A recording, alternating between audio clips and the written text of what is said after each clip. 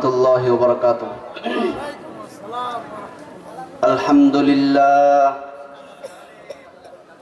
আলহামদুলিল্লাহি নাহমাদুহু ওয়া নাস্তাঈনুহু ওয়া নাস্তাগফিরুহু ওয়া নু'মিনু বিহি ওয়া নাতাওয়াক্কালু আলাইহি ওয়া নাউযু বিল্লাহি মিন শুরুরি আনফুসিনা ওয়া মিন সাইয়্যাতি আ'মালিনা। من يهد الله فلا مضل له ومن يضلله فلا هادي له وأشهد أن لا إله إلا الله وحده لا شريك له وأشهد أن محمدا عبده ورسوله صلى الله تعالى عليه وعلى آله وأصحابه وبارك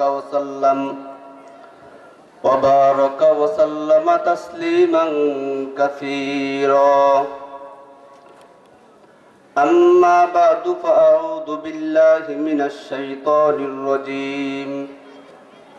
بسم الله الرحمن الرحيم. ولهن مثل الذي عليهن بالمعروف وللرجال عليهن درجة والله عزيز حكيم. بارك الله لنا ولكم في القرآن العظيم ونفعنا وإياكم بالآيات والذكر الحكيم. اللهم صل على محمد وعلى آل محمد كما صليت على إبراهيم وعلى آل إبراهيم إنك حميد مجيد. اللهم بارك على محمد وعلى آل محمد كما باركت على إبراهيم وعلى آل إبراهيم إنك حميد مجيد. সম্মানিত উপস্থিতি, আল্লাহ রাব্বুল আলামিনের দরবারে আমরা শুকরিয়া আদায় করছি যিনি আমাদেরকে আজকের এই মাহফিলে অংশগ্রহণ করার তৌফিক দান করেছেন। এজন্য আমরা অন্তর থেকে বলি আলহামদুলিল্লাহ। আমি শুরুতেই মহান আল্লাহ রাব্বুল আলামিনের দরবারে প্রার্থনা করছি যারা এই মাহফিলের পিছনে শ্রম দিয়েছেন, সময় দিয়েছেন, বুদ্ধি পরামর্শ দিয়েছেন, আমরা যারা অংশগ্রহণ করেছি, আল্লাহ রাব্বুল আলামিন সবার শ্রম, সময়, মেহনত, অর্থ সব কিছুকে কবুল করুন। আল্লাহ রাব্বুল আলামিন এই মাহফিলকে আমাদের জন্য কিয়ামতের কঠিন দিনে নাজাতের জরিয়া বানিয়ে দিন। সকলে বলি আমিন। আমরা যেভাবে বসেছি ওইটা তো ওয়াজ মাহফিল। ওয়াজ মাহফিলে বসার কিছু নিয়ম আছে। তিন জায়গায় ফাঁকা রাখা নিষেধ। কয় জায়গায়? আমার কিন্তু অভ্যাস খারাপ, আমার সাথে কথা না বললে আবার আমি কথা বলতে পারি না। তিন জায়গায় ফাঁকা রাখা নিষেধ। বলেন কয় জায়গায়? তিন জায়গায়। একটা হলো যখন মুসল্লিরা নামাজে দাঁড়াবেন, যখন নামাজে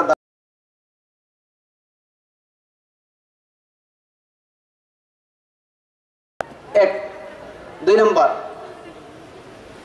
যখন মানুষ কোরআন হাদিসের আলোচনা শুনে, যখন দ্বীনের কথাবার্তা শুনে, তখন যে মজলিসটা হবে ওই মজলিসের মাঝখানে, শ্রোতাদের মাঝখানে ফাঁকা রাখা নিষেধ। এর কারণ হলো যখন দুজনের মাঝখানে ফাঁকা থাকে তখন ওই মাঝখানে ফাঁকা জায়গায় টুকুর মধ্যে শয়তান বসে। আপনি বলবেন শয়তান বসলে তো আরো ভালো কথা, ওয়াজ শুনে গেল।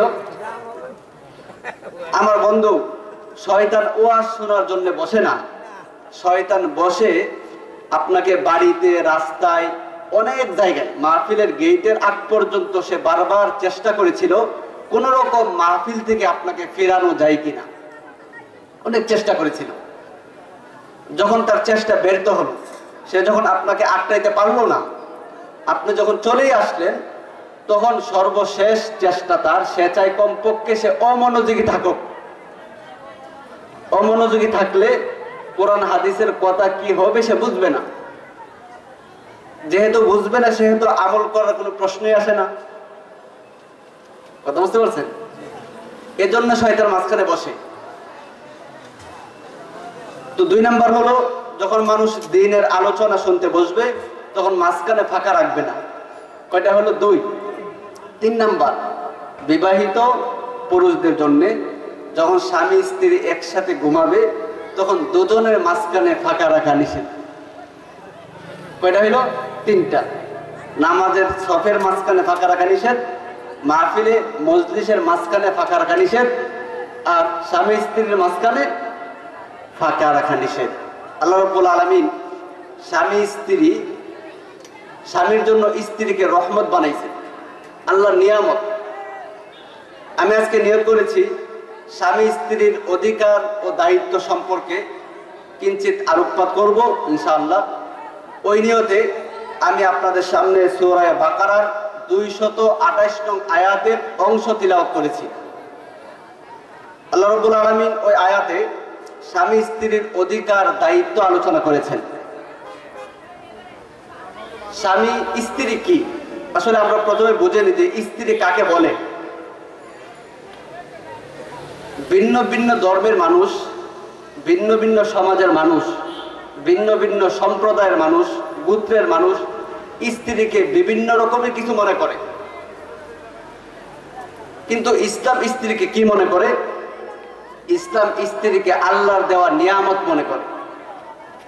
ইসলামে স্ত্রী হলো আল্লাহর দেওয়া নিয়ামত। বলেন, ইসলামে স্ত্রী হলো আল্লাহর দেওয়া নিয়ামত। আল্লাহ রাব্বুল আলামিন সূরা নাবার মধ্যে কতগুলো নিয়ামতের আলোচনা করেছেন। আল্লাহ বলেন, আলাম নাজআলিল আরদা মিহাদা আলাম নাজআলিল আরদা মিহাদান ওয়াল জিবালা আওতাদা ওয়া খালাকনাকুম আজওয়াজা وجعلنا نومكم سباتا وجعلنا الليل لباسا وجعلنا النهار معاشا وبنينا فوقكم سبعا شدادا وجعلنا سراجا وهاجا وأنزلنا من المعصرات ماء ثجاجا لنخرج به حبا ونباتا وجنات ألفافا। আল্লাহ রাব্বুল আলামিন সূরা নাবার মধ্যে এই আয়াতগুলোর মধ্যে কতগুলো নিয়ামতের কথা বলেছেন। এর মধ্যে একটা হলো ওয়া খালাকনাকুম আজওয়াজা, আর আমি তোমাদের জন্য তোমাদেরকে জোড়ায় জোড়ায় সৃষ্টি করেছি, আমি তোমাদের জন্য স্ত্রী সৃষ্টি করেছি। আল্লাহ পাক আমাদের জন্য স্ত্রী সৃষ্টি করেছেন। আপনি বলবেন আল্লাহ রাব্বুল আলামিন আমাদের জন্য স্ত্রী সৃষ্টি করলেন কেন? আল্লাহ আমাদের জন্য স্ত্রী কেন সৃষ্টি করলেন যদি কেউ প্রশ্ন করে, আল্লাহ রাব্বুল আলামিন সূরা রুমের মধ্যে বলছেন, 21 নম্বর পারা সূরা রুম। আল্লাহ বলেন, وَمِنْ آيَاتِهِ أَنْ خَلَقَ لَكُم مِّنْ أَنفُسِكُمْ أَزْوَاجًا لِتَسْكُنُوا إِلَيْهَا وَجَعَلَ بَيْنَكُم مَّوَدَّةً وَرَحْمَةً إِنَّ فِي ذَلِكَ لَآيَةً لِقَوْمٍ يَتَفَكَّرُونَ। আল্লাহ রাব্বুল আলামিন বলেন, আমি তোমাদের জন্য স্ত্রী সৃষ্টি করেছি এজন্য লিতাসকুনু ইলাইহা, যেন তোমরা তাদের কাছে যে প্রশান্তি লাভ করো, তোমরা যেন তাদের কাছে যে শান্তি লাভ করো।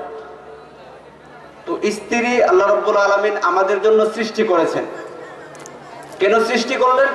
যেন স্ত্রীর কাছে মানুষে যে শান্তি লাভ করে, প্রশান্তি লাভ করে। ওয়াজাআলা বাইনাকুম মাওয়াদ্দাতা ওয়া রাহমা, আর আল্লাহ বলেন আমি তোমাদের পরস্পরের মধ্যে ভালোবাসা, সম্প্রীতি, প্রেম সৃষ্টি করেছি।